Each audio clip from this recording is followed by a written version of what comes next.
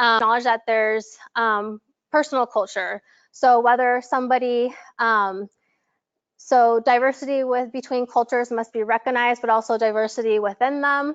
So I think the Asian American community is a great example. Is that, like, I'm Asian American, but that doesn't necessarily mean we all have the same culture. There's Hmong culture within Asian community.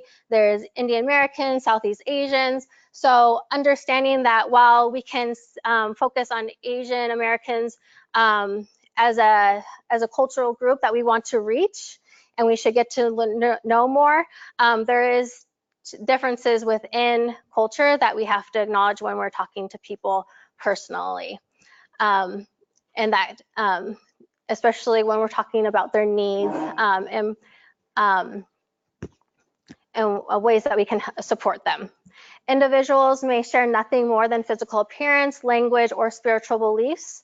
So while somebody may look Korean or may look Latino, that may be what it is for them. It's just their appearance, and that they don't feel a connection with the Latino community. They may feel a stronger connection with the LGBT community, or just being a woman, and that's what's important to them. So again, just understanding and being open and not making assumptions to make sure that we are being thoughtful on our approach on a personal level.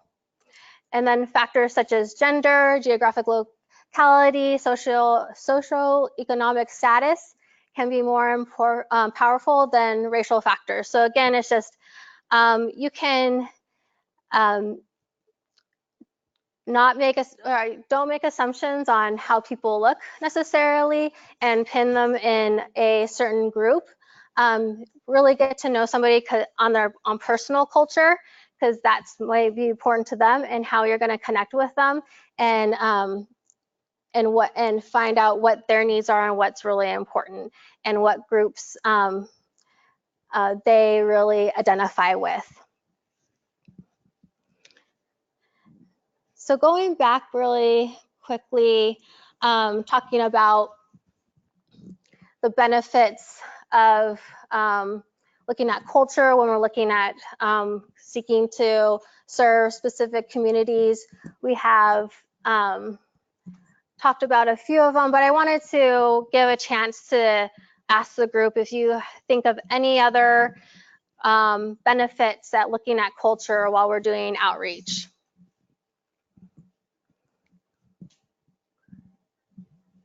So learning what their strengths are, learning what the barriers are to access.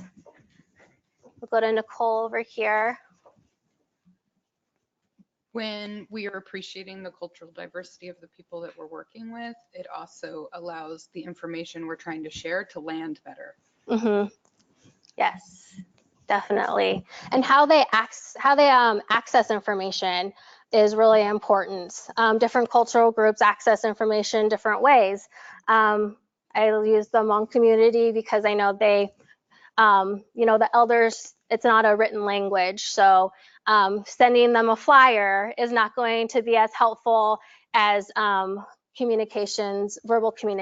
I'm sorry, go ahead, Nora. I think it's important to involve folks from the community so that they don't feel like we're trying to fix them or come in and tell them what they need, right? And really get community members invested in their own community, find out what is important to them, what do they think the issues are, what do they see value in working on. And I think even with groups like LGBTQ groups or working with young people, it's like nothing for us without us, right? So the more that we can build their capacity, then we have a bunch of other people that are fighting the good fight with us, right? And we're not doing it alone, because really they know what's best for their community. And then looking at sustainability, right? We are not always going to be doing what we're doing forever. So building that capacity within the community can be really helpful too. Mm-hmm. Inviting people in and giving them a seat at the table could be really important to some groups, and making them feel like they have a say and are part of the decision-making process can be really important. And knowing the access on how to do that and how to engage them and invite them to the table is really important. So looking at the different groups that way is a great example. Thank you, Nora. Is there anybody else that wants to give a reason why they think it's important for your work? Great. A lot of culture is historic or traditional or passed on, but cultures are also alive, and so they're constantly evolving and changing. So we have to constantly keep ourselves updated and familiar, and updating ourselves so that we can continue to engage with the community with an appropriate outreach strategy. Great. It's a very good point. For Strategies 2.0 and Learning Communities, we actually had an event. We all got together and we had a training on equity. And I love the way that they explained keeping abreast on making sure that you're acknowledging your biases and really putting equity first. And they explained it as like dental hygiene. It's like we need to brush our teeth. Brushing our teeth makes it clean for a while, but the plaque can build up, the biases can build up. So we all have to keep working on making sure that we have clean teeth, making sure that we are acknowledging our biases, make sure they're open, and making sure that we're continuing to connect with community to make sure that we, one, are really valuing them, and two, really understanding the challenges that may persist, but new challenges as well. Also new opportunities and how they're evolving, because they're always growing, different types of infrastructure, and always different nuances for the specific topic or issue that you want to reach out and engage them on. So I think those were really great. Is there any others before we move on? Do you have one from online? We have 2 from online. Oh, great. Great, yeah. Colette and Carlos both wrote in with some great points. Colette wrote that they believe it's important to identify a leader within different cultural groups and empower them and build that trust. And Carlos talked about that as well, that understanding culture, that includes personally attending cultural community events, which validates and improves like a sense of ownership and belonging in the community, and that community cultural parties build bridges. Great. And so it's about building that trust and understanding between the community. Mm-hmm. Yes, great points. All right. So I think just wanted to get grounded on why we've picked this topic and all the great,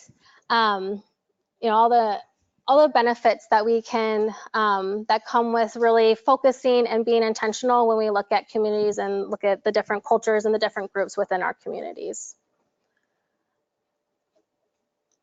So now we have packets, blue packets in front of you. If you open them up, there's one on the left-hand side, it's just general overview of learning communities, but on the right-hand side, there's these questions on a sheet of paper for you. And just individually on your own, please think about a community you want to connect with and ask yourselves, and you can write it down on a piece of paper, who lives in that community right now, what kind of diversity already exists, and what kind of struggles with these cultural groups exist. So I'll give an example. I just moved to a new neighborhood, so I really want to connect with my neighborhood and get to know people and feel more involved in my community. So I live with a lot of families. There's a lot of working professionals are in my community. What kind of diversity exists? Well, those families, a lot of them are young with kids, but they're also families that live with that have older parents.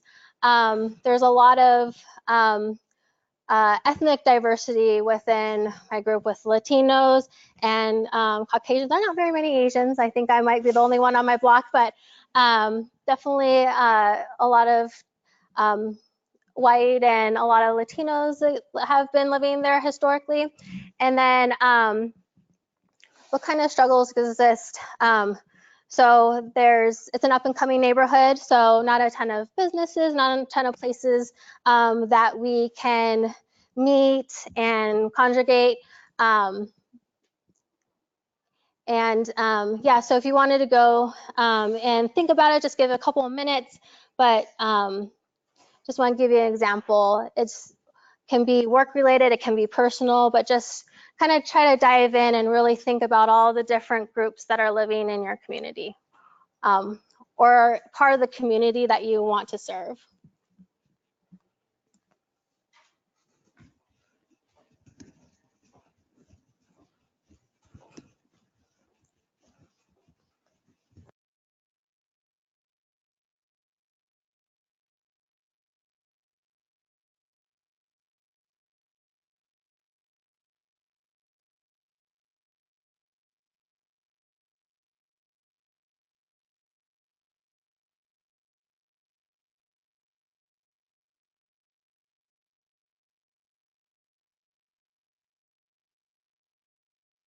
Or so.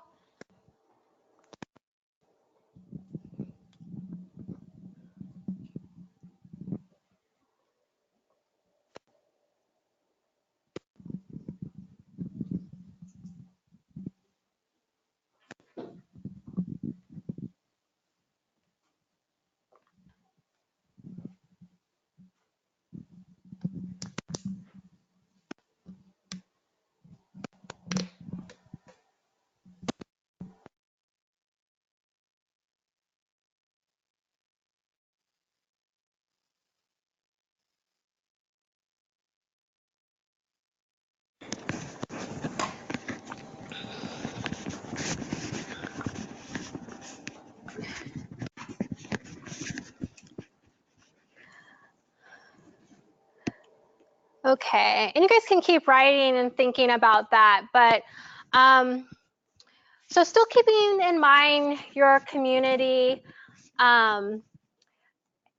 let's move to a group discussion and brainstorm with each other the different ways that your community communicates, what infrastructure they built and utilize, and what strengths currently exist. So I'll give an example on my community again, ways that we communicate.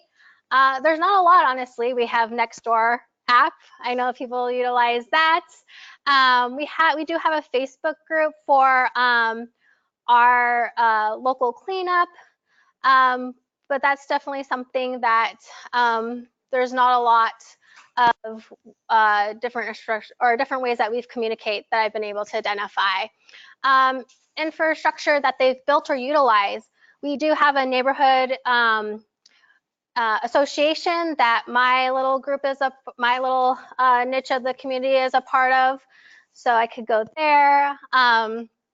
Again, I said we just started a cleanup group.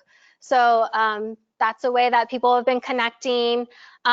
We do have a little local coffee shop nearby that I've seen a lot of my neighbors visit and congregate at. And what strengths currently exist? I think our diversity is a strength. Also, again, we have some key members that are really active, that want to take action and improve the community. So who are those folks and how can I connect with them? And then I'll also say the neighborhood association is definitely a strength that's been around for a very long time. So those are some thoughts around community, but it could also be a newsletter. It could be, that it's that the people love to walk around. It could be a farmer's market. Just kind of think about what ways that people just connect and what infrastructure that they have built, whether it be online or one-on-one. It could be a local social group, a book club, you name it, just different ways that you see your community communicate. So if you guys want to get together, and just have a discussion and ask yourselves these questions. Try to brainstorm and share different ways that you think that that you have identified that your communities are communicating what infrastructure they built to connect and stay engaged with each other. You want to?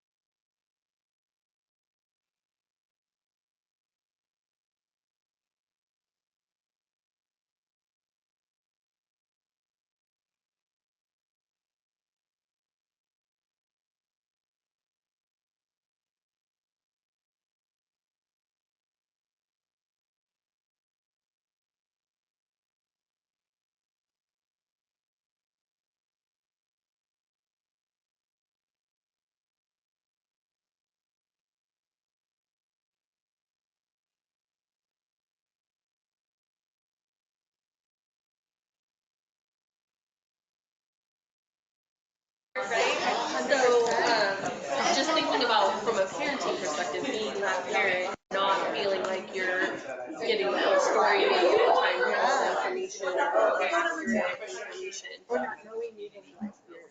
So this is some of them you don't even know, like you don't know enough to know.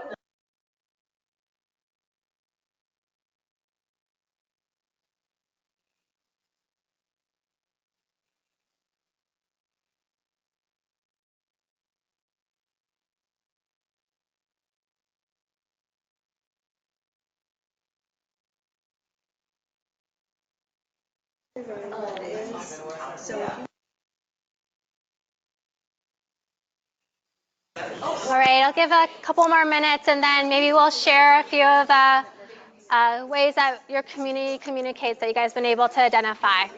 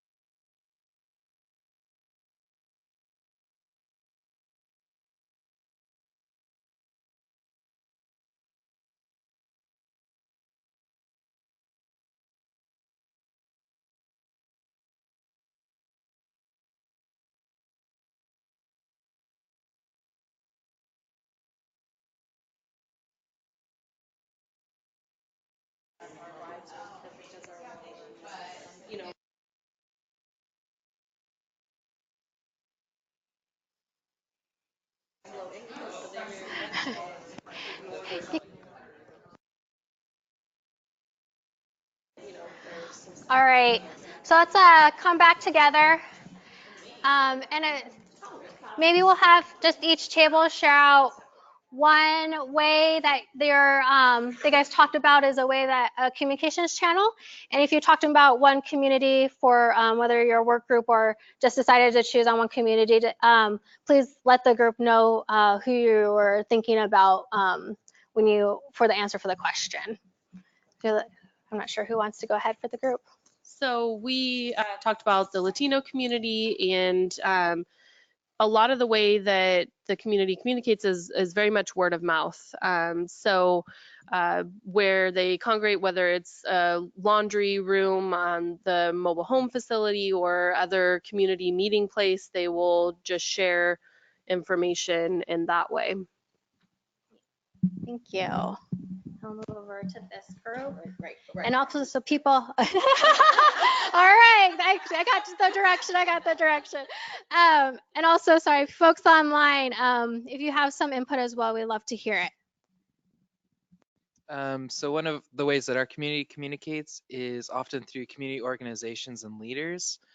We have a lot of different local agencies that all have commonalities within our mission to help uplift and empower our community. And they are often utilized by different community leaders that are either volunteers or even some of the local elected officials. Great. Thank you. And who would like to speak out? And thanks, Martin. So the one thing that we talked about is specifically in Yolo County, because that's where some of us reside, is social media. There's groups on social media that keep basically the community up to date with what's going on, everything from, suspicious behavior to closed roads. I think that's like a very useful way to do it, because nowadays everybody has access to that. Great. Thank you so much. Just wanted to take a moment and do this exercise and really kind of dive down and share with each other ways of mapping the current infrastructure and communication channels to help find ways that you can connect and engage with community leaders or with volunteers or with individuals to better understand and build that relationship with. So if they're they use word of mouth more often, then that's definitely like a way to go. But just taking time to think about how they connect with one another and how that could, how you could tailor your strategies and your services to make sure that we're making that connection and giving them the access in the way that they best seek information and get information. So now that we've kind of thought about our communities and ways that how they connect, I wanted to move over to the panel with our panelists if they could come on down. But now we're really going to focus on engaging the community leaders, as some people have mentioned. And I just remembered that we have some folks online, so I want to give them, I apologize, let's give the folks online just a minute to say what they, communication channels they identified. So one of the kind of common threads was that there are a lot of cultures that exist within the community, and there is some cultural isolation, and it's hard to sort of branch into groups that that they're not a part of, but they did talk about ways the community communicates via Spanish and English, local newspapers, businesses. They have a lot of businesses in the Mexican community and also with the East Indian community, and so trying to reach out to both of those, local radio stations and church, but also through social media, Facebook, email listservs, community meetings. So, both in person, in written materials distributed throughout the community, and online. Thank you. And thank you, people online. I apologize. So now moving on to the panel. And I liked the point that somebody made online about there's a lack of infrastructure and people are feeling isolated. And so that really puts a more emphasis on understanding community leaders and trusted voices and people that they would more likely open up to and listen to. And some of the expertise that we have, the panelists gonna talk about on innovative and interesting strategies that they've utilized to really engage and harness the power of local leaders to provide and increase resources and programs to different communities.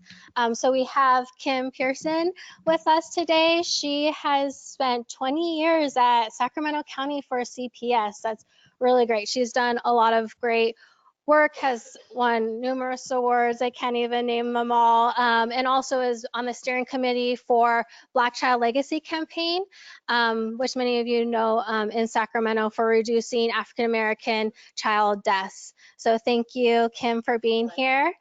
And then we also have Elaine Abelaye-Mateo. She used to be the executive director of Asian Resources, a workforce development nonprofit here in Sacramento County. And now she consults with many other nonprofits to help support and have them reach their goals.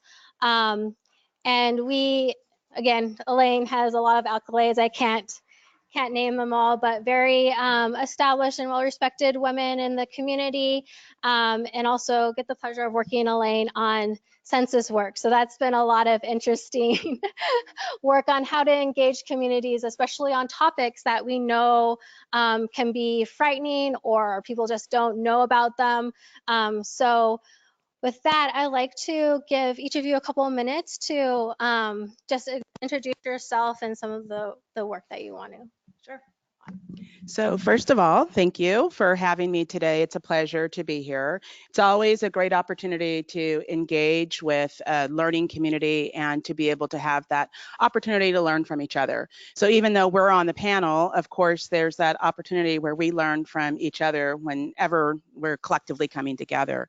So to really focus on today and looking at community leadership and what that looks like, over the years, we have really seen a transformation within CPS in regards to who we identify as a community leader. And that has been really encouraging in regards to how we move forth with our work in this, what we kind of call this new era. And so really looking forward to the rest of the dialogue that we have here today, and very interested in sharing with you around some of the programs and the way in which we've engaged and identified who community leaders are, and how we not only recognize that, but how we put action behind those words in regards to recognizing who's a leader, and how we gain ground by being inclusive rather than inclusive, which was somewhat of an antiquated way many years ago how government entities operated. Good morning. As Lindsay mentioned, my name is Elaine Abelaye-Mateo. I'm the principal consultant with Everyday Impact Consulting. Thanks for having me here today. The firm that I started 8 years ago is really focused on movement building and social justice work up and down the state. We have offices both in the Sacramento region as well as the Central Valley, and I'm going to pull from some of the experiences that I've had in the Central Valley to talk a little bit about community leadership. The work of our firm focuses in 3 areas. The first is what we call resource and fund development, where we help nonprofits and other partners get the resources that they need to do the work. The second bucket is what we call our coalition building or multi-sector work, where we work with different partners, nonprofits, education, philanthropy, corporate, local government, to help move some type of, to create some type of change around a systemic issue. And then lastly, we have our policy change bucket, where we do active lobbying on different state bills and local legislation. Our approach is really systemic in the way that we address social justice issues and racial equity, but really at the center of that, and where we really strive to center, are on the populations who are most affected by those issues. And I'm really excited to share some of those examples with you today. Great, thank you. You can keep the microphone. Sure, it's working.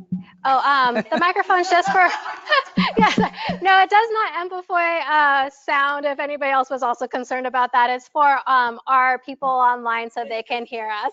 Prop, it's a prop. Yeah, it just makes you look good. Just makes you look good. So can use that. But I really want to take a moment and dive down to what community leaders, what that is for you, what, if you can describe that a little bit, because I really think that we need to have an expansive view on what a community leader could be. And so if you want to say what that means to you and the kinds of characteristics and what you look for when you're trying to find a community leader. Sure. So I'm sorry, you have to, for the people online. I'm sorry. Okay, yes. Okay, so as I stated earlier, it's been really nice to see the transformation within CPS in regards to who we identify as a community leader. And it's nice to see some familiar faces in the room who we do some continued community work with. And, you know, years ago, we would identify a community leader as someone who was employed and was working within a community-based organization. And then coupled with that would be, you know, folks who, of course, like myself, who is a public servant working for a government entity. And we, you know, and I, you know, can put myself in that bucket a little bit. I'd like to think that I had a more broader expanse even back then. But when you're working under the entity of a bureaucracy, sometimes your personal kind of identification and beliefs, especially when it comes to underserved communities, they might not align with the entirety of a bureaucracy.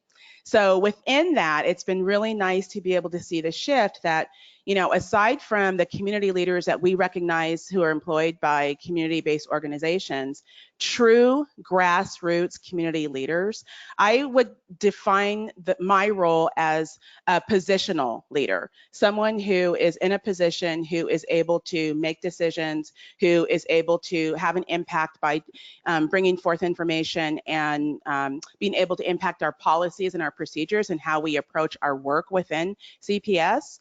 However, where we get information to help inform our policies and procedures and how we engage with the community truly comes from leaders who we identify, who work and live and have lived experiences within their communities. That is such a change for us in recognizing that, you know, because, and I don't negate our experiences and our education and, you know, where we have received our own knowledge, whether that's through the years in which we've worked within an agency or whether that's through schooling. But for the community leaders that we now recognize today, those individuals residing in their communities who people go to in regards to information, in regards to resources, information that we learn from them every single day. You know, Lindsay mentioned that I'm on the steering committee for the Black Child Legacy Campaign, previously known as the Reduction of African American Child Deaths, RAACD, because African American children, as we know, die 2 times the rate, more than any other ethnicity within our community. And I will say undoubtedly that formation of the group has been one of the single most significant changes within our community that's proven outcomes and success in regards to how we engage with communities. The ability to be inclusive versus exclusive and to hold folks up in regards to, you know, community leaders who live within their community, who reside within their community, they know what they need. A government entity coming in and getting funding and saying, okay, we've got this great idea and this is what we're going to do, you know, doesn't always hit the mark. You know, there have been many times where we have been way off base. And it wasn't until we had the ability to recognize that and to say, we don't have the answers, but we know that communities have the answers. And in order for us to be fully informed, recognizing, and you wanted a little bit around the characteristics, and I'll just, before I hand it over, just touch a bit on that and just reiterate, you know, individuals who live within their community, individuals who volunteer within their community, you know, and we've also shifted in regards to how we recognize that volunteerism, right? We've seen a great shift within our community in relation to activism and voices being lifted up and wanting to be heard. And a lot of times what we recognize, and I'll talk about this a little bit later, is that that volunteerism and that willing to step in and advocate for is unpaid. It's unpaid.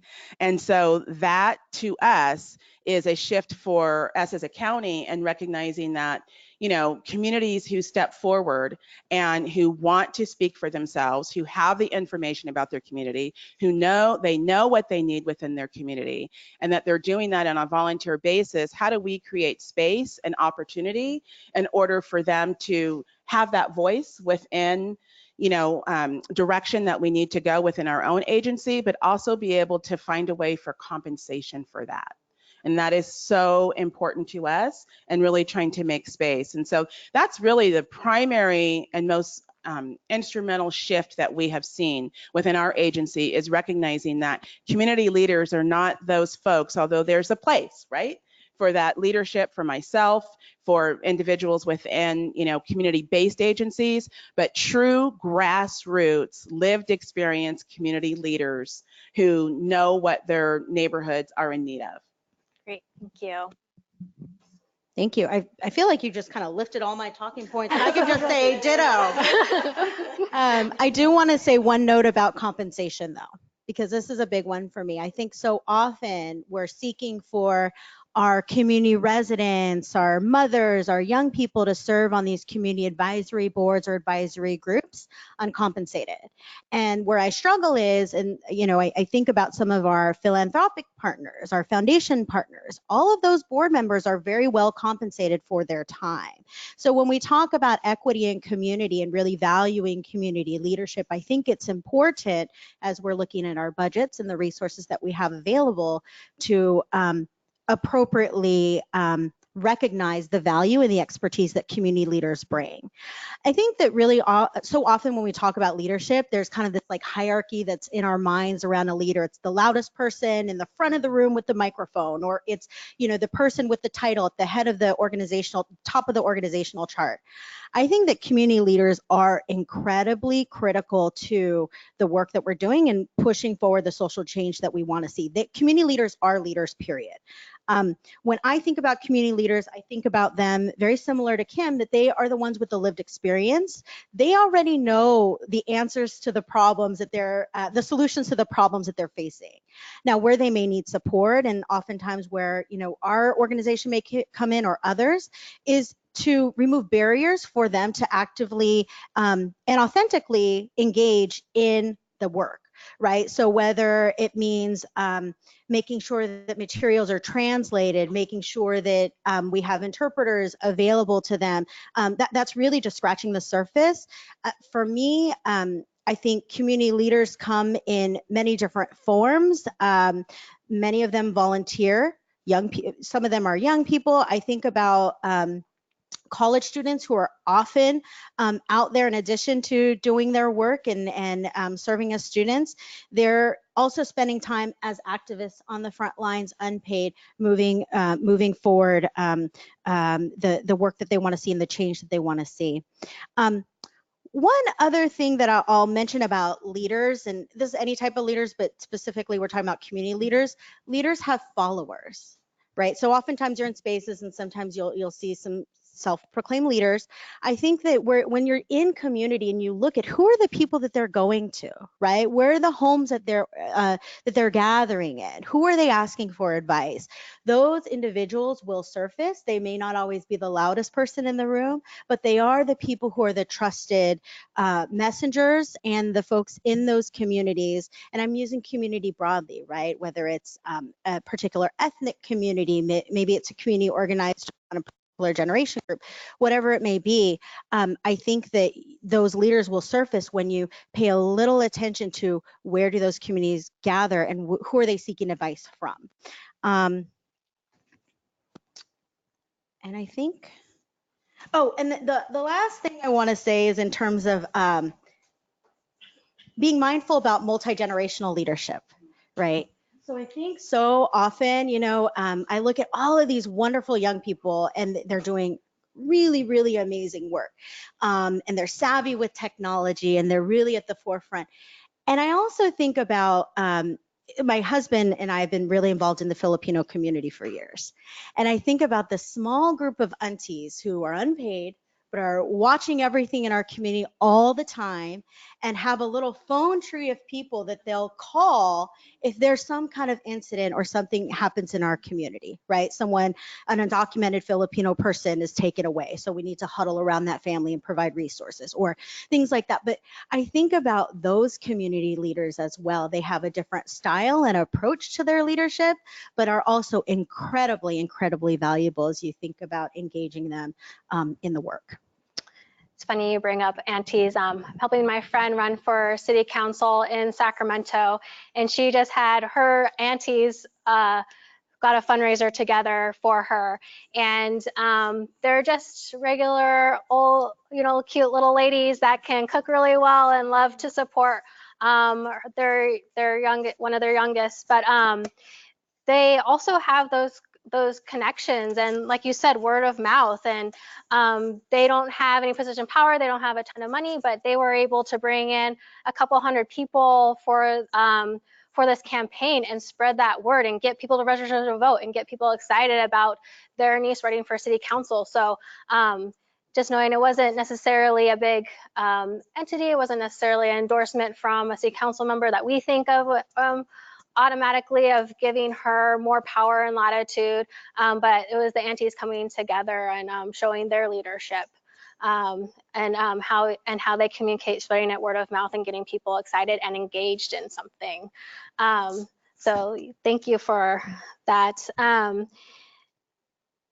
So I know that you talked about a little about compensation and ways to do that, and you can definitely dive down more and explaining different opportunities and how people can look at different resources or different avenues to go ahead and compensate, but love to hear more about that, I guess. And then also, if there's, what other ways do you engage community leaders and to get them interested and involved in what you're doing?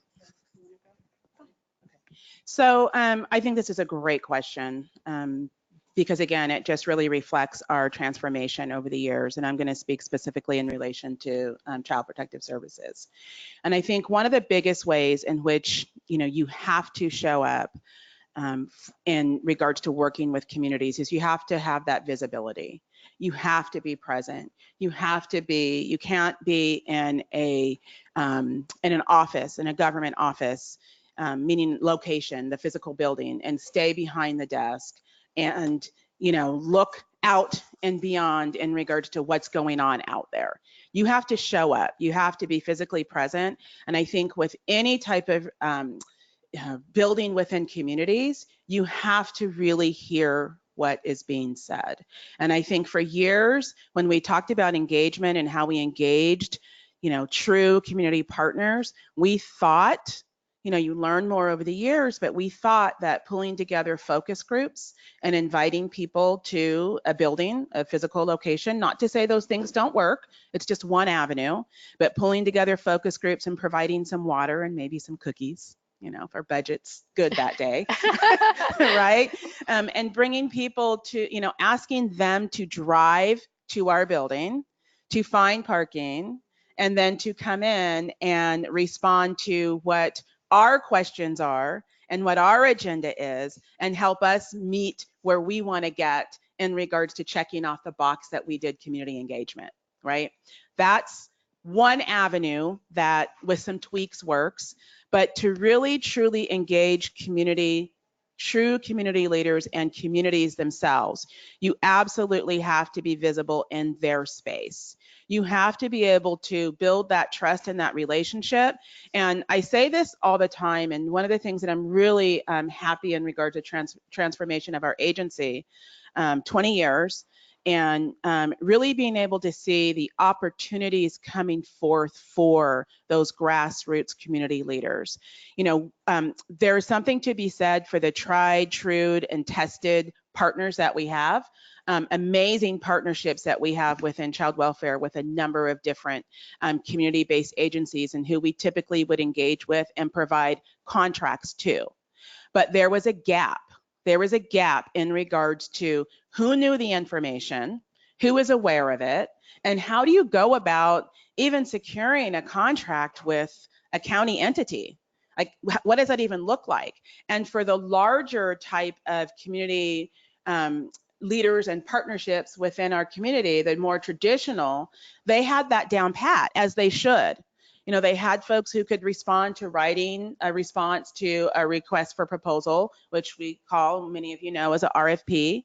They had individuals and they knew where to go to find out about what opportunities there were to be funded, because that was part of their everyday work.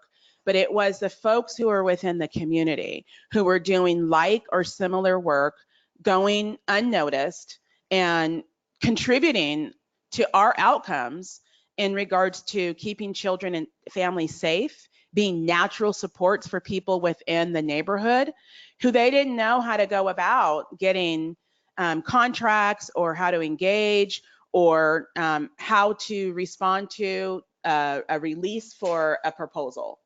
And so that showing up and being visible and having those dialogues and that conversation, not to overuse a phrase that many people use today, but having a seat at the table, right? Bringing people forward, providing them with information. They may or may not have the infrastructure to move forth, but what we're doing when we're showing up and being visible and sharing the information in regards to how to go about, we're planting the seeds. We're planting the seeds. And one of the things I think a few people in here are aware of is that we brought forth within Sacramento County, we're going on about a year and a half in regards to a program that we put forth that was specifically designed to use grass-based community leaders working with are families who come to the attention of child welfare and is focused on African American families, because as there is a disproportionate number of child deaths within the community, there's also an overrepresentation of African American children who come to CPS's attention and who languish within our system. So we put forth a cultural broker program. And through that cultural broker program, our approach was really to be able to bring folks to the table and contract with folks, which was a mix of individuals who we normally don't contract with and some who've had that contract experience. And as a result of bringing forth a cultural broker program within our community and really being able to recognize that the approach that we took in regards to holding meetings within different segments of the community, really reaching out to those underserved communities, providing them with information, maybe not all of them, because we had a packed house when we first announced this request for proposal. And it was packed because of the intentional outreach that we did, that engagement and going out and sharing. Communities didn't know. Communities didn't know what was happening within their zip code. When you talk about the engagement, sharing specific data in relation to that community. So in 958, whatever, right? I don't want to stereotype, right? So in 958, whatever zip code, sharing the data of how many kids get removed in that neighborhood, how many phone calls come to our hotline. And so even if folks were not positioned to be able to come forward and partner with us and contract with us, we planted seeds and other ways in which they could contribute. And I'll talk a little bit later because I'll hand over, but just some of the challenges that come up bureaucracy-wise in regards to really wanting to contract with the grassroots leaders and how then we we're able to navigate through because of some of the requirements and bring those folks on board to really be true representation of the communities in which we're trying to make a difference in. Thank you. So I think what I want to underscore in response to your question, Lindsay, is just how if you're going to engage in working with community leaders, and when I say working with, really working alongside them, co-leading with them, it is an incredibly resource-intensive way of working. And not just from a funding standpoint, it is also that, right? Because if we're serious about honoring the time and expertise they're bringing to the table, then we are adequately supporting and resourcing them. But from a number of other angles. So our firm is involved in some work in Merced County. And a few years back, a community group came and said, hey, you know, we, after ACA, we are the remaining uninsured. We are mainly people without documentation. We are not represented by our county board of supervisors.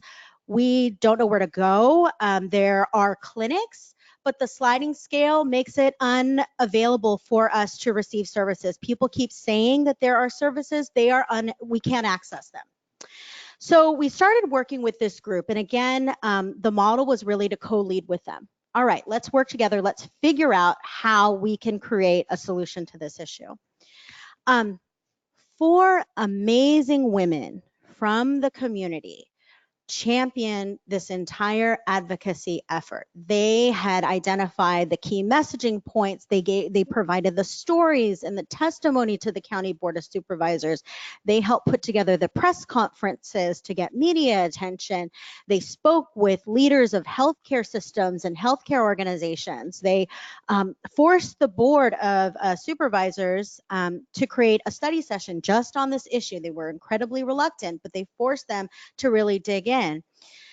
They came to us and said, we don't understand the county budget. They keep saying there's no money. Okay, great. Our role then became, let's figure out how to help build your capacity to understand this budget. When I say it's resource intensive from the perspective that we have a slide deck like this that goes over the entire county budget that needs to be translated if we're going to do it right. We have interpreters who are in the space who are simultaneously interpreting the entire session, every meeting, if we're really going to actively engage and co-lead alongside these women. Now, while the board ended up voting against creating the program, what these women were able to do, they caught the attention of some of these healthcare stakeholders, because these women have been saying for years, your sliding fee scales make this inaccessible for us. It's not that we don't want to pay, but we cannot afford $75 in lab fees. We cannot afford to buy durable medical equipment. And so the CEOs of one clinic in particular and one hospital system sat with these women as they developed and designed program, the health care program that would best suit their community's needs, and is working with that clinic and this hospital system to make that a reality. Our team, through our firm, is helping to do some fundraising to provide support and resources. But I share that quick vignette with you to basically say that when you put out the resources and you're mindful about centering the most vulnerable population, those who are most affected by the issue, who already know the solutions. These women knew what needed to be done years ago. No one would listen. They didn't have the resources or the networks. Our team and the team of nonprofit partners who were at the table, all we did was help remove barriers for them to be out front. And now they're co-leading the design of this program, which will launch in January 2020 with a healthcare clinic, with a hospital system who just years ago wouldn't take their call. But in order to do that, not only does it require funding, attention to translation, interpretation, but scheduling. We have to be more flexible when we think about community leadership, right? Because these women may be 20, 25 minutes late because they have life happening outside of these doors, right? And so I think that sometimes these notions of time are constrictive. I learned in these spaces, even the font size that we use, right? I mean, they're like, this is too, I can't read this. This is way too small. So just being cognizant of those nuances and making sure, again, how do we remove barriers to truly engage community leadership? And they'll tell you, right? Engage in those conversations. If you create the space where they feel safe enough to give you that feedback, what comes back is going to be incredibly rich, but also it will be impactful for the community that you're serving. You guys kind of touched upon this a little bit, but do you want to share a time or what changed? What was a period of time or something that happened that changed your thought or the way you thought of engaging community leaders, or what even a community leader was? Was there some pivotal moment that really clicked for you, or was there something that really changed the outcome, or somebody that just really stood out and just made you helped expand your thought and your understanding of what community leadership is? Sure, and you'll never get a small font size from me as I age. So I'm going to put myself in that younger generation. But to answer your question specifically, yeah, I don't know if it was any one pivotal moment, because I'd like to think I've had for many years kind of an expanded definition of just what a community leader looks like. But what I will say, what has been transformative has been the courage of the community. And that has been something that has been extremely noticeable as we continue to do our work. And the shift in the courage for people, you mentioned the ability of feeling safe, really seeing people take those risks and speaking out and being very courageous in regards to what it is that they need. Whether or not they think that our agency will be aligned with it, the ability for them to really step into their true leadership and activism, that what they think is right for their community, has been pivotal in and of itself in regards to how the community is showing up. And to give a specific example, we hold ongoing meetings as it relates to a number of the practices that we have been able to implement within the community. And we try to hold those meetings whenever we can within the specific community. So we recently had a meeting with a number of our staff. We have intentionally, through the umbrella of the multidisciplinary team with the Black Child Legacy campaign, we've intentionally placed social workers out within the community in 7 different community incubator leads. Very similar, community incubator leads are very similar to family resource centers. And the social workers that we placed out there are social workers who work with a voluntary program in order to prevent children from coming into foster care. So very intentional in regards to the type of program that we wanted outstationed within the community. So we recently held a meeting with one of the sites to really get feedback and hear in regards to how are things working, right? Because through, you know, just our regular channels of getting information and feedback from both our staff, we felt like things were going fairly well. Like we didn't see that there, you know, were very many challenges. But just because it appears that things are going well, right? This is the pivotal change. And because there's some funding behind that, there are times where you think folks will not really kind of speak up in regards to like, what do they need? Like, what else should we be doing to truly stand behind our word, truly stand behind our action, and show up as CPS in a different way? What else is needed?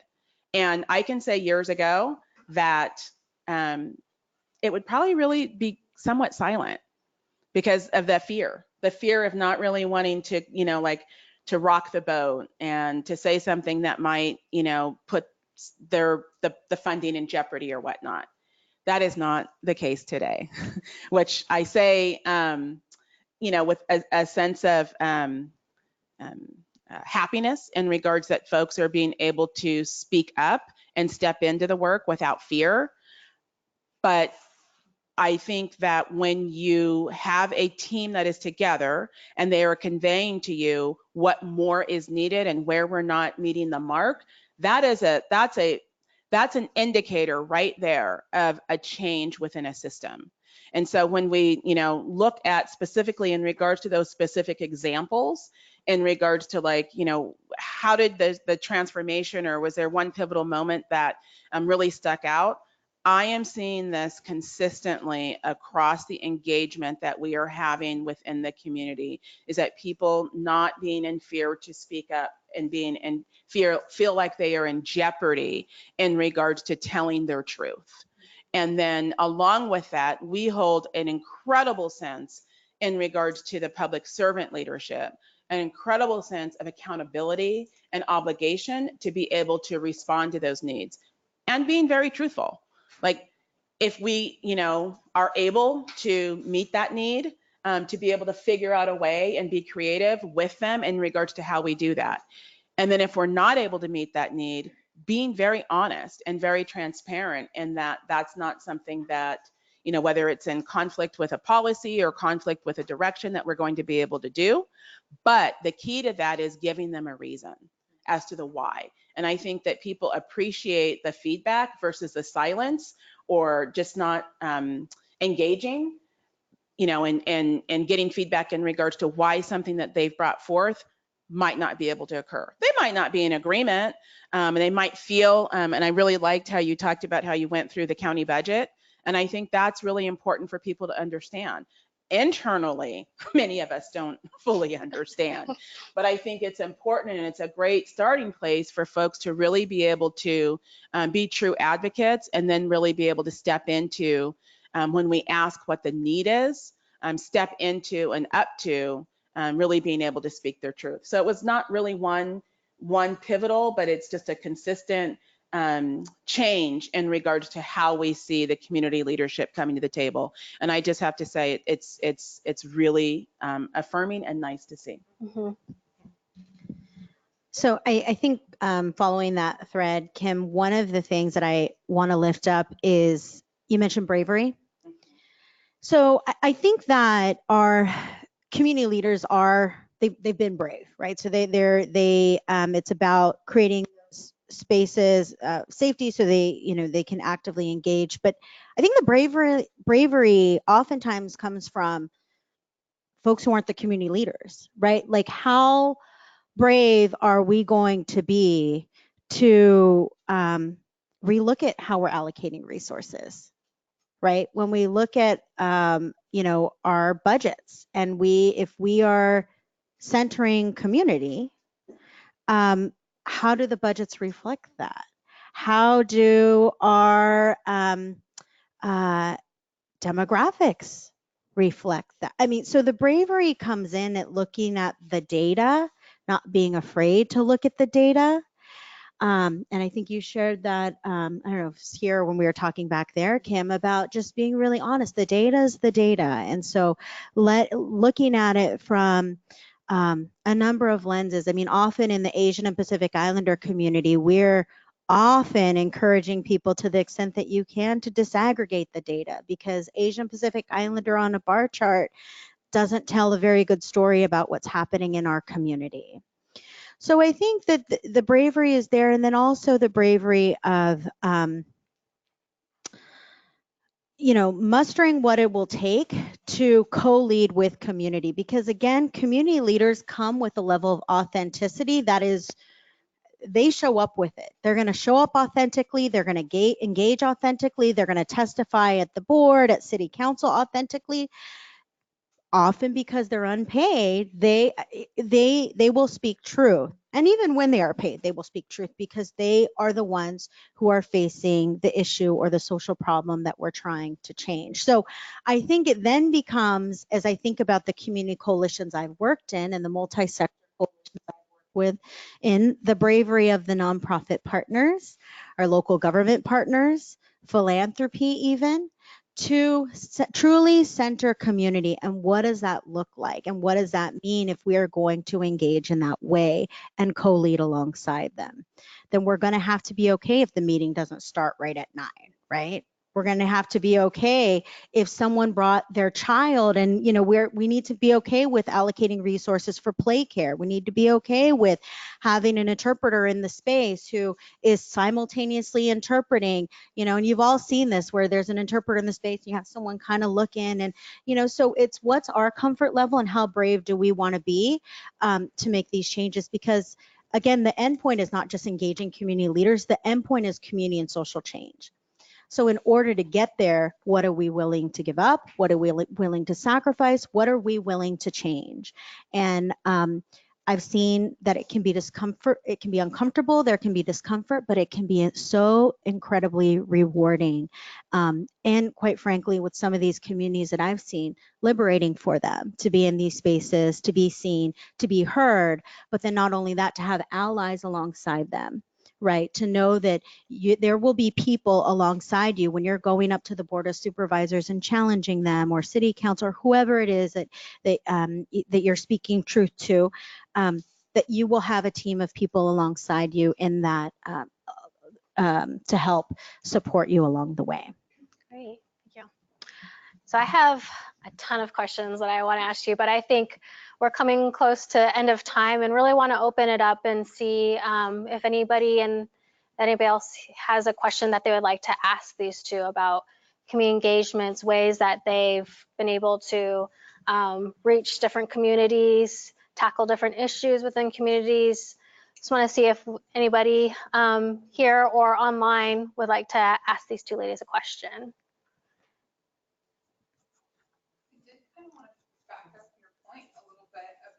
The information that's shared in our communities broadly about, well, we have CWS maybe a little bit. Oh, yes. Oh. That like I lived in 95820. Sorry. I live in 95820. I'm between Oak Park and Fruit Ridge, both parts of the Black Legacy program. But I get information on how many kids are in the system. I get information on deaths. What I don't get is how many kids there are. I don't know what percentage of I don't know how shocked I'm supposed to be by this number, because I don't know what the other numbers are. That's the kind of information in my community, is I look for information about children and their development, and I don't know how many kids there are. So I think your point about making sure that the broader community even knows there's an issue to be concerned about is a big deal. Absolutely.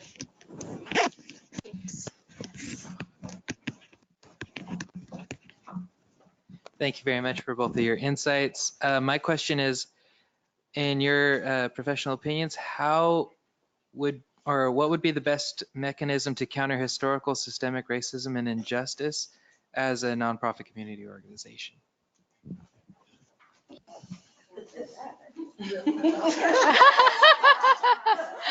magic wand? Yeah. I'll take a pass. I think the first step is naming it. And when we name it, to be very explicit, because I think that this notion of equity that people have been touting, my opinion, has been co-opted in a lot of ways. And when we talk about racial equity, what do we mean by that? How are we utilizing data to determine whether or not we're making any progress? So I think it just starts by putting it out there and really diving into what we mean. I was with a group of board of directors for a foundation recently, and they wanted to do work on diversity, equity, and inclusion. And we spent we had this long agenda of things that we wanted to accomplish with them. We scrapped all that and spent the entire 2.5 hours just talking about definition. Because when we talk about racial equity, what about gender? What about people with disabilities? Yes, all of that is important, but right now we're talking about racial equity, and this is why, and being very clear about that. And I think that it's important for us to start there. What do we mean when we use these terms? And I think it creates this opening for people to really dive in and invites them to be part of the conversation.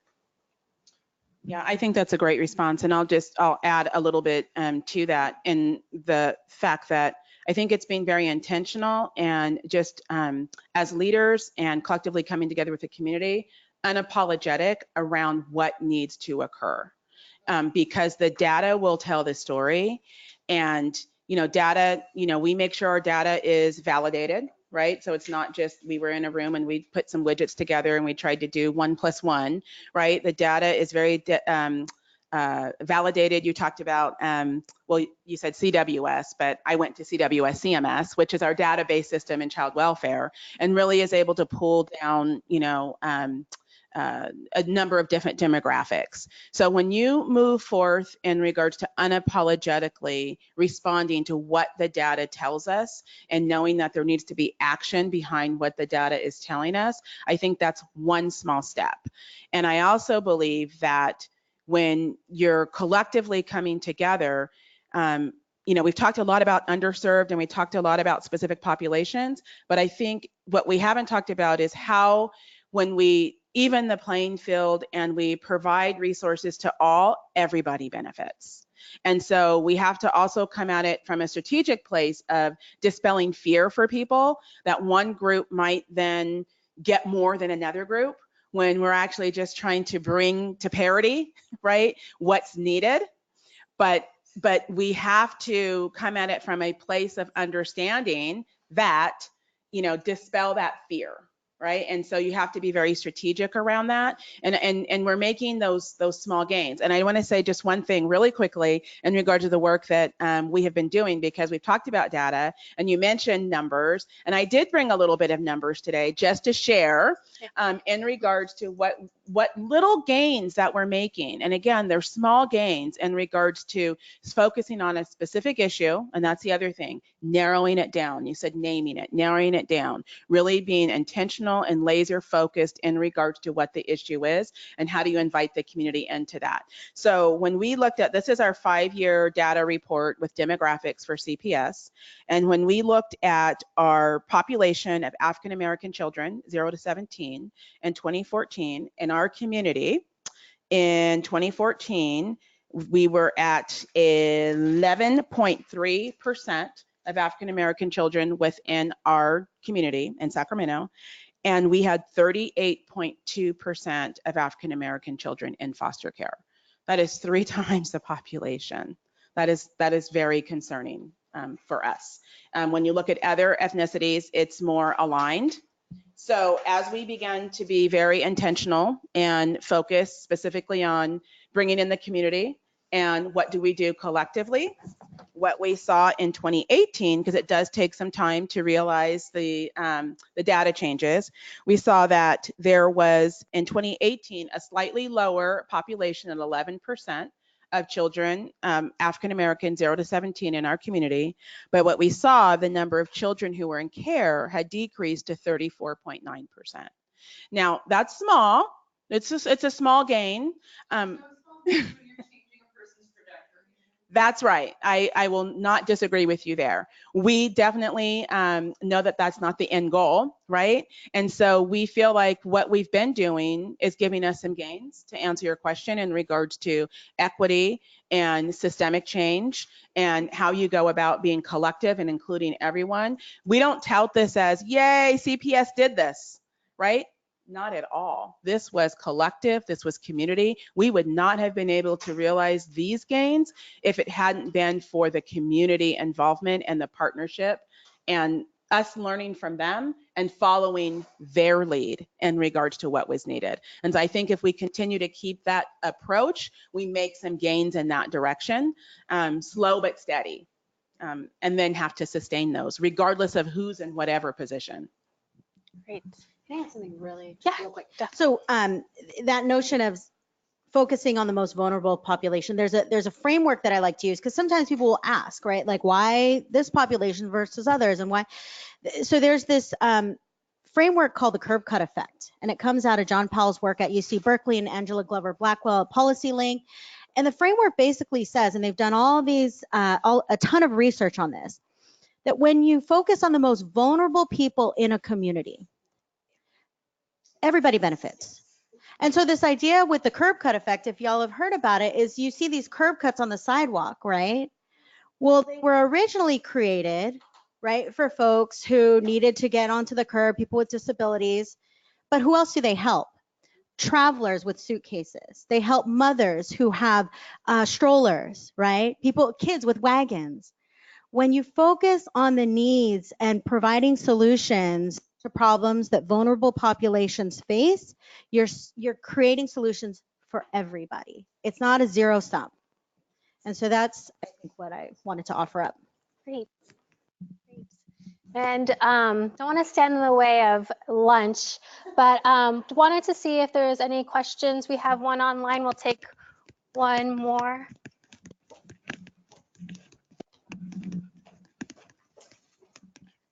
Hi, so the question we have from the online audience is whether either of you have a Promotora program in your community, or if you've worked with Promotora programs as their agency is working into getting the funding to start up a Promotora program in their community. So maybe looking at some best practices or how you got started, or how you launched like a Pomodoro, maybe a entity. Yeah. So our firm doesn't run Promotora programs, but a lot of our partners do, and they run them here in the Sacramento region. What's that? Promotoras. Oh, so essentially they're community leaders, right? Who go out into community and they provide information, most of the time health related information, to other people in their community. It started off in the Latinx community, women going in and sharing information, bringing it back to their networks and the folks that they have relationship with, and sharing it that way. It happens a lot in farm worker communities throughout the state.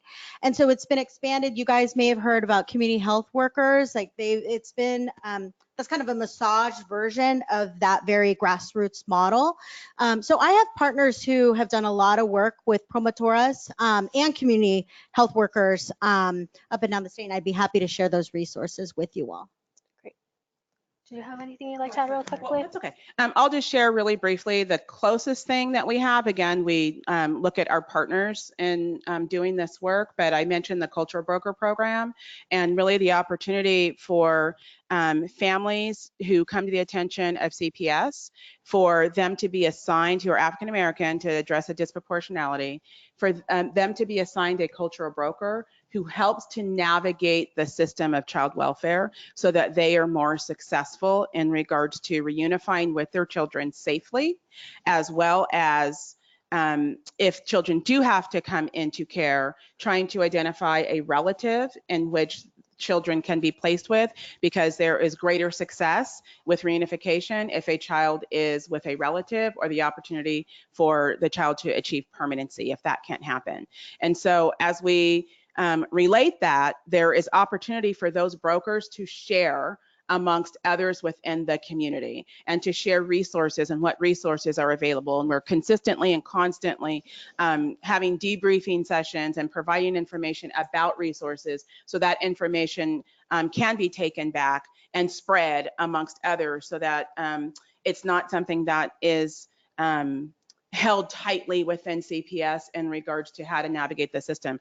I will say, you know, one other approach that I didn't mention earlier is really with this collective work, especially important for CPS, is how we bring in the partners within our court system. Our court system, meaning our judges, our attorneys, and just because one entity such as us is having this transformation, with the opportunity to have those types of programs where information sharing is cast out to the community, it's just as important to have those same messengers and individuals in positions to share that information internally with other partners, because they have a huge impact in regards to what happens for families. And so we need to share that information in regards to how we are collectively working together so that we can ensure that families are safe. But I will say, to answer the question a bit more directly, it is important to have that type of program and to really be able to support and encourage and collectively work together with the community to ensure that that's in place. Great. Thank you. And we will, I'll get some resources from Elaine that you mentioned to help with that. And I think that goes to some of the things that you've already talked about, of meeting where the community is at, where they're congregating, to find out who the community leaders are, who's best suited for being that Pomorodora, and maybe expanding on who that could be and how they work. So kind of taking from what we've heard along today to kind of start a new program like that is to just pulling it all together, and on some of the key advices that I heard as you two women were speaking. So I really want to thank you for your insight and your time. Just a round of applause for our speakers. Thank you for coming today. Really appreciate it. Yeah, sounds great. Yeah, so thank you so much. Feel free, we have some lunch, so come grab it. We have noodle boxes for everybody. We have some egg rolls, all really delicious, different types of meats. There's tofu option too for the vegan vegetarians. And then we have drinks over on this side as well. I'll bring the napkins and utensils over, but go grab some lunch. And then once everybody's seated, we'll jump into a lunchtime activity. But thank you again, Elaine and Kim.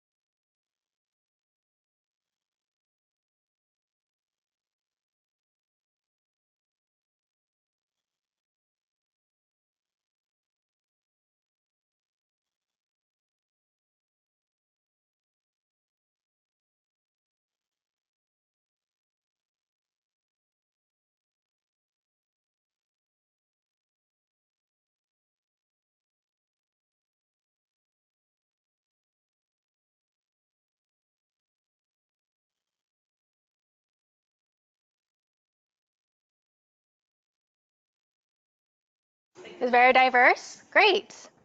Great. How about this group? Was there anything that you found very similar, whether it is you guys really focused on one of the circles or just a specific characteristic or way that you describe yourselves? A lot of internal. Great.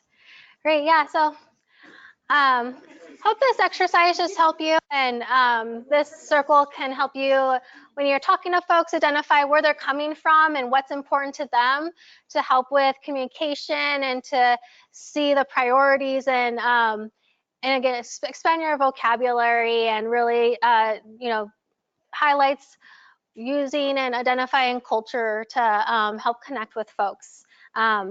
So I think we're good staying in these two groups. If you want to, feel free to move back, but we just have one exercise that I thought would be really great, more focused on identifying those community leaders that we heard from our panelists just a little bit ago. Would you like to, you guys gonna move? Oh, yeah, and feel free to keep on eating, everybody. All right, so I know that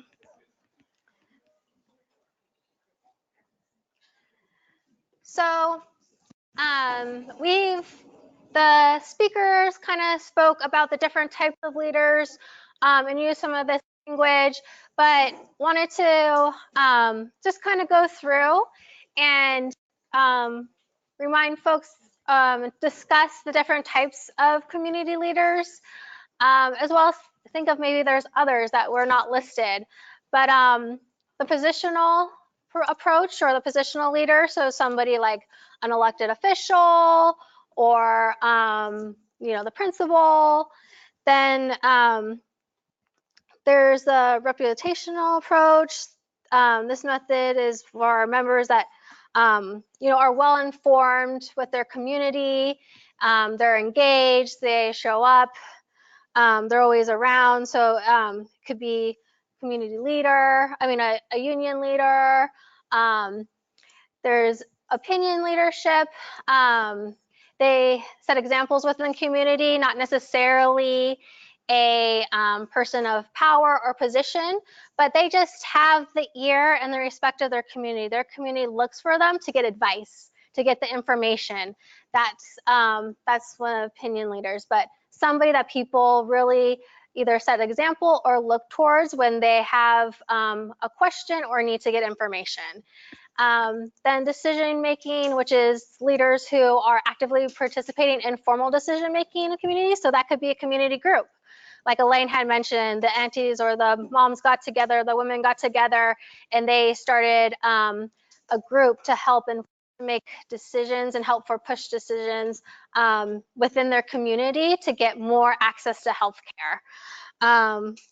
Another could be neighborhood association, or like I keep coming back to it because I've just been so involved recently, but like among the community elders, those are that community looks to for decisions for their community. And then social participation. So this is more leaders that do voluntary organizations in the community that people look to. So it could be a basketball coach or something that's more, like I said, more it's a voluntary thing and it's more on the social aspect, engaging the community, not necessarily for decision making or pushing an issue forward. So those are the type of some types of community leaders. Is there any others that people can think of that you've utilized or we should think about when we expand on what we think leadership is about? This is a good list, maybe. Great. We will think about a little bit more. And maybe that you'll see that people fall within these groups a little bit more. And go ahead. We've had some of our parent leaders that used to be participants and clients of our services that upon completion and graduation, then wanted to continue to be a part of it, but on the providing side, administer some of our services to other community members. I'm not sure if that's quite the social participation, but it was more just that they really found a home and a benefit from it, and they wanted to share that benefit with their neighbors. Yeah, and maybe there's leaders that have started off in one group, but have, through building capacity, building their knowledge, they have, or maybe they've, were a community leader and decided to join in the board of the neighborhood association. But so they could fall into different categories, I think, especially if you think about engaging them and building their capacity, building up resources for them to become leaders and to build their voice in other different communities and other different positions, or providing them that position to do so. Is there any different types of leaders? Doesn't have to fall in this, but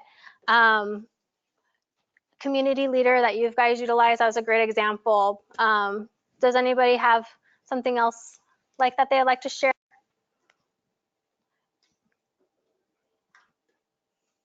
Different community.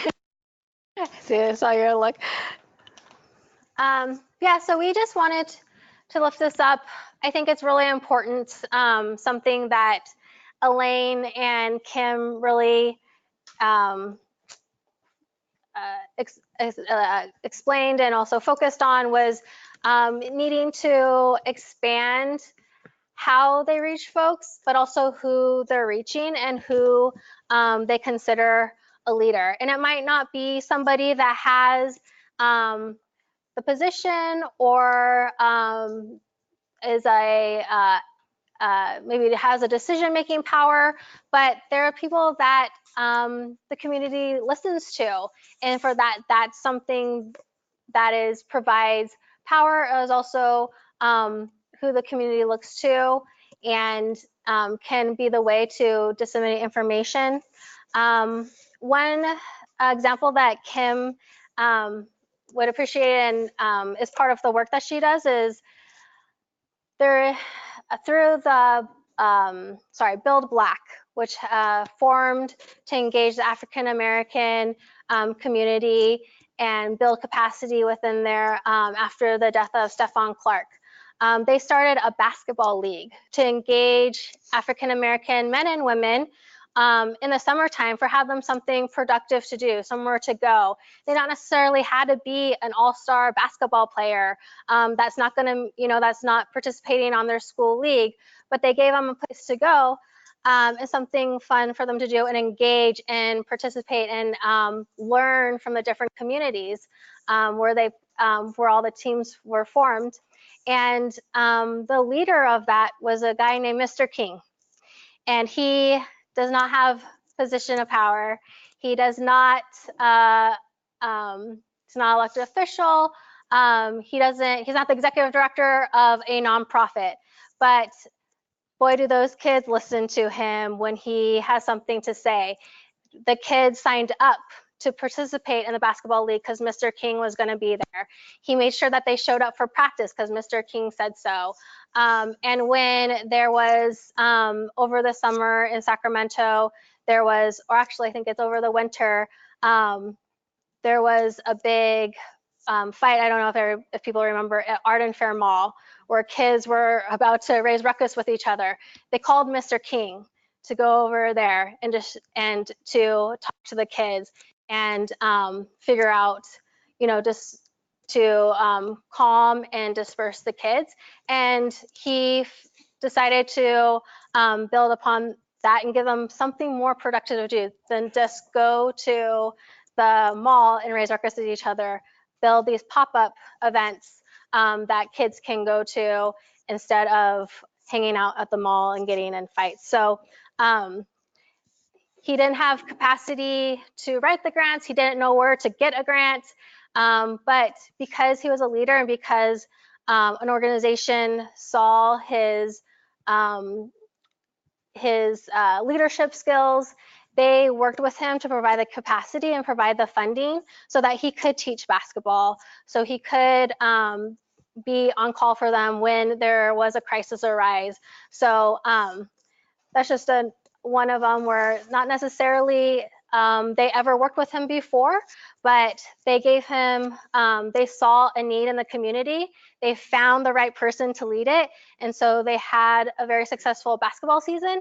And now we're able to help the community in other ways because they really supported and grew a community leader and gave him capacity to do more work in the community.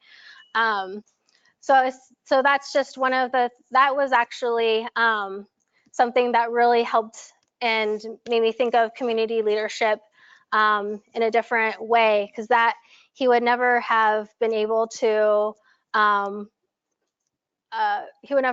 do that work unless people identified and were willing to co-lead with him and to utilize his strengths and for him to utilize their strengths to build a strong partnership and to affect a community in a positive way. So if we're gonna move to our last activity, but we have some poster paper on the tables, we have markers, but again, just listing out different types of community leaders that we have talked about or think about that you would be beneficial to your work. Places that you might find them, not necessarily at their office at another nonprofit, where that could be it, but where could we brainstorm ways of where these community leaders exist and where you'd be able to look for them.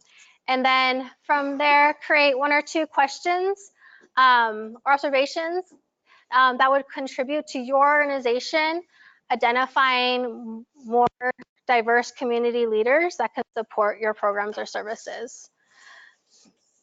Does that make sense? Great.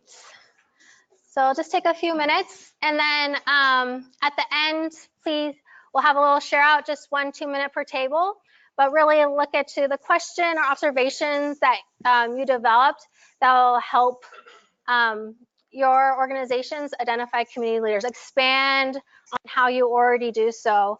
What new ways can you guys think of from what we've heard today of identifying and utilizing these community leaders?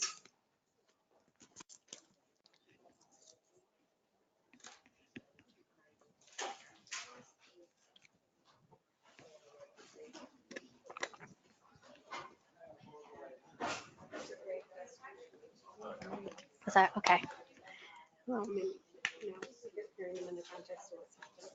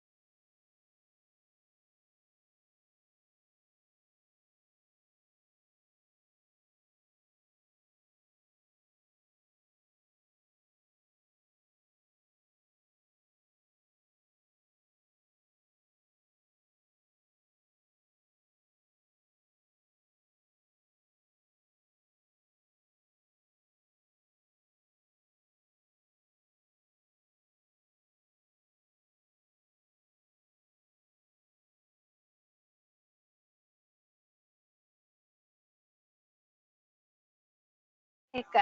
No, that's good. That's good. That's all. Yeah, I love it. All right. How about you guys? Are you guys good with questions? Get to number 3. Good, good. All right, let's bring it in for one last share out before we wrap everything up. So we'll start with Josh over here. If you'd like to share with us just one question really quickly, what you guys thought of that you can take, identify for your organization to ask internally about how you identify community leaders. I like it. There's a presentation. So one of the questions that we were thinking of that was most important to us is what is the organization's commitment to the community? So it's like when we're talking about culturally sensitive outreach or cultural engagement with the community. Oh, Sorry. So starting over. So commitment to the community, what does that organizational effort look like? Is that genuinely commitment to the community? Is that looking for additional funding?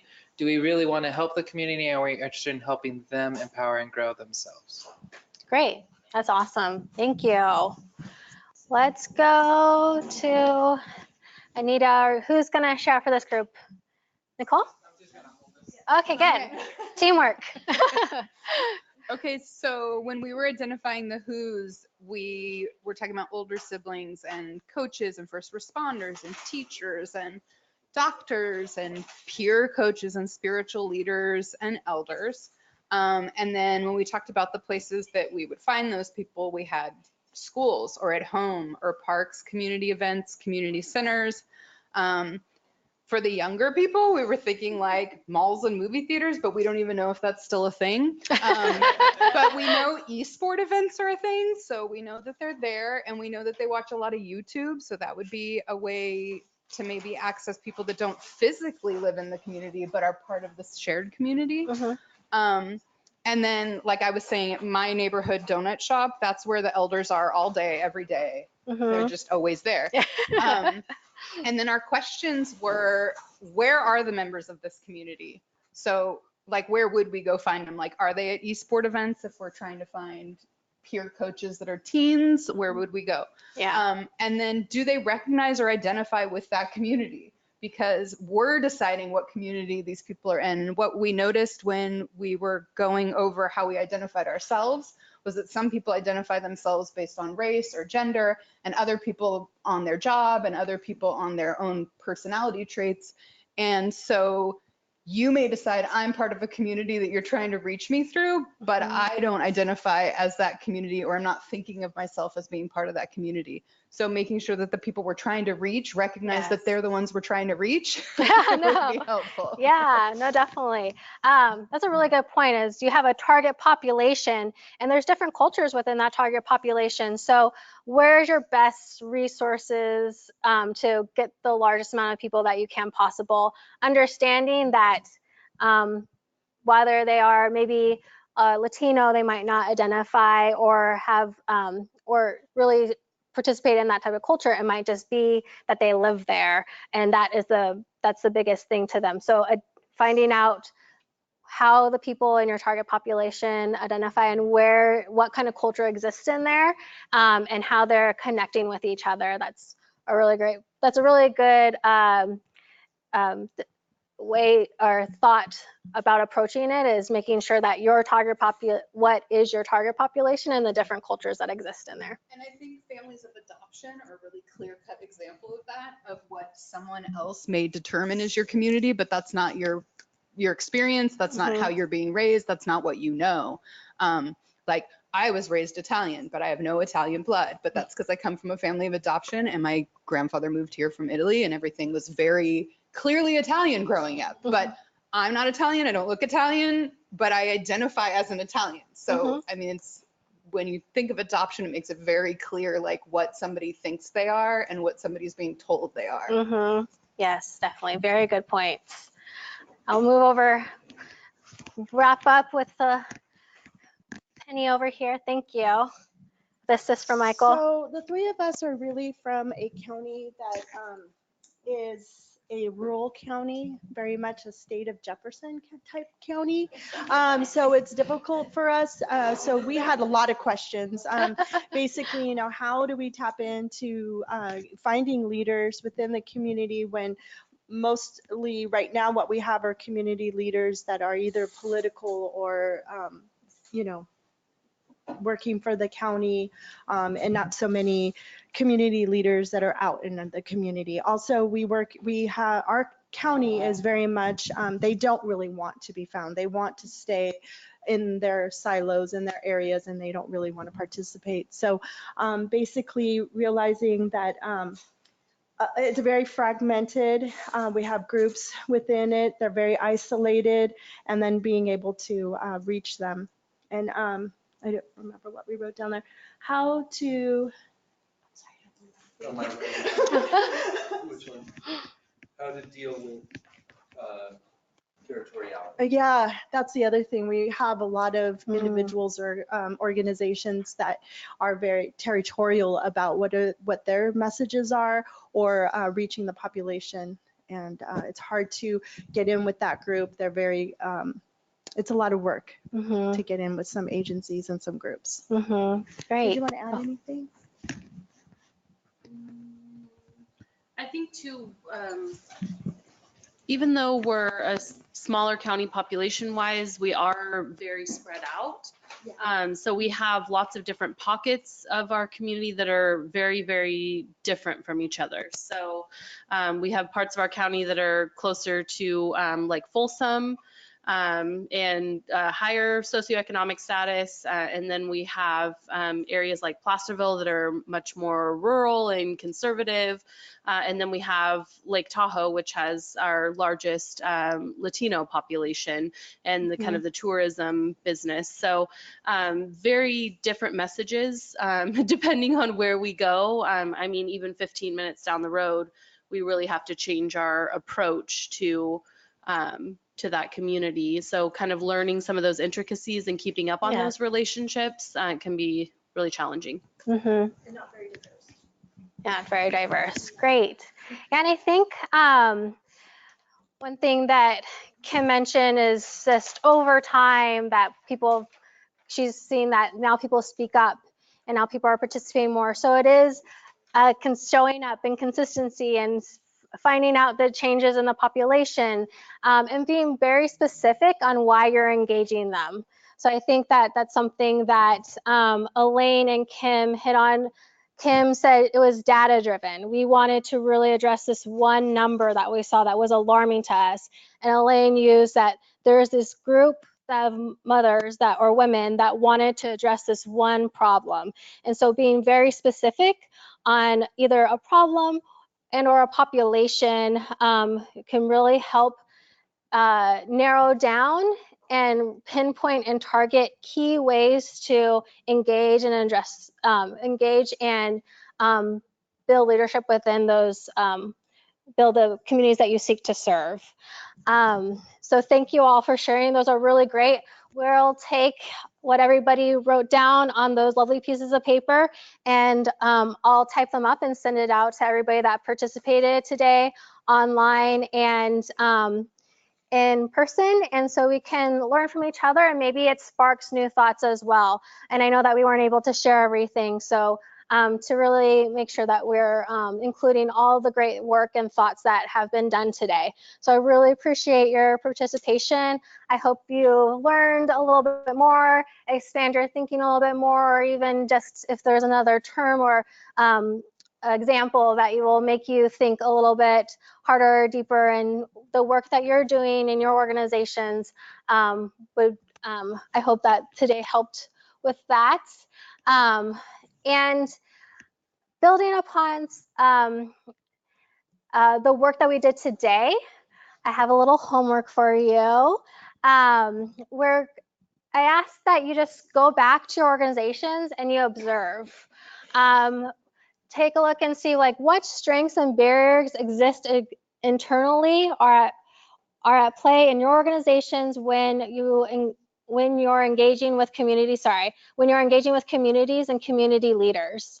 So just, just practice observing, just being aware that you're taking that time and trying to and really listen to people and see how they act and what they're saying, and being aware of the way that they use terms could be different, but just acknowledging that there's differences within the way people speak and how they approach things. But really, at the end of the day, listen to how they talk about the community. What communities are working in your what communities are working within your organization, what is their role, how do they work with your community, how decisions are made, or what Kim and Elaine really harped on was how resources are deployed.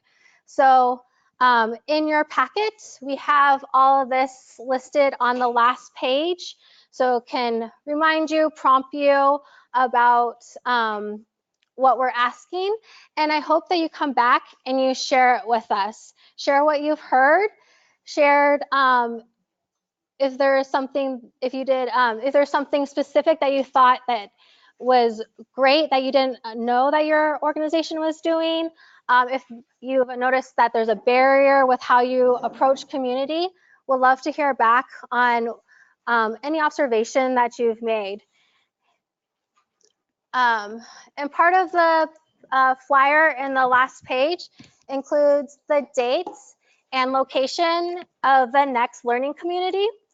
And the topic of that is really focusing then on within your organization. So looking internally. We talked a little bit about it today. So next time we're really going to take a deep dive into internally looking at building culturally concept inclusive organizations. So that's your homework today, is a little bit of learning from what we spoke about today, but also looking to the next learning community and coming with some thoughts and examples already at top of mind. So please don't lose that, but we'll also, again, be emailing everything out to all of you. The last thing that I want to say is that we have evaluations for everyone. I would love for you, oh, it looks like somebody miraculously did that while I didn't even know. So thank you, whoever did that. Yes, yep, we can share the information of the presenters, and I'll make sure to get the resources that I know Kim referenced some data that she did in the county, or a report that she did, and Elaine mentioned that she would get some resources together about Pomodoros and building those community leadership type programs. So we can definitely get that to you. Notes from today from all your great work and thinking, and then also please take a little bit of time, observe, and look internally of how you guys work with community and within your organization and how you talk about it. So we can bring it back and have a great learning community next time. So I'll let everybody take a couple of minutes and fill out the evaluation. But thank you all for coming today. Learned a lot and hope it was as insightful and meaningful as it was for me. So thank you again.